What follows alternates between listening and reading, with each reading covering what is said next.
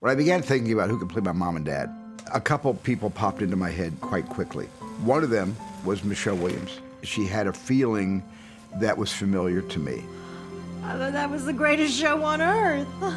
She had such an incredible sense of style, such an incredible sense of herself. The exuberance and the courage that she lived with are things that I don't ever want to part from. You're really seeing me. I've had a tremendous admiration for Paul, how he loses himself in roles, and was hoping that the same would happen with my dad.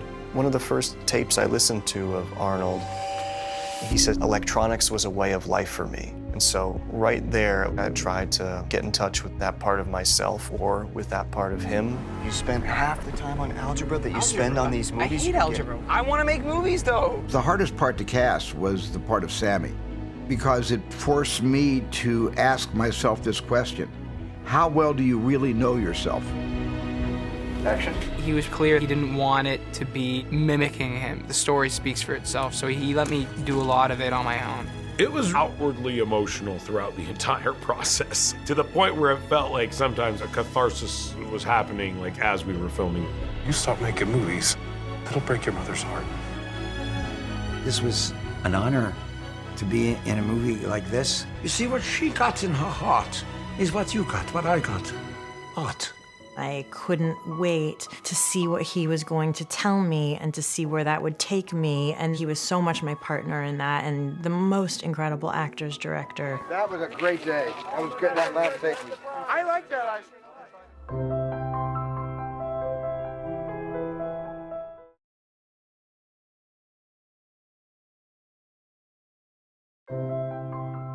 Most of my movies have been a reflection of things that happened to me.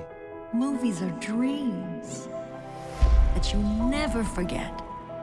But in the sense of the Fabelmans, it wasn't about metaphor, it was about memory. I cannot even imagine going through my career without having told this story. What kind of movie are we gonna make?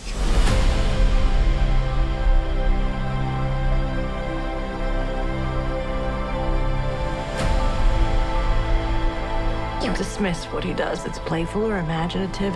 You can't just love something, you also have to take care of it. It's more important than your hobby. Can you stop calling it a hobby? Family, art. It'll tear you in two. Everything happens for a reason.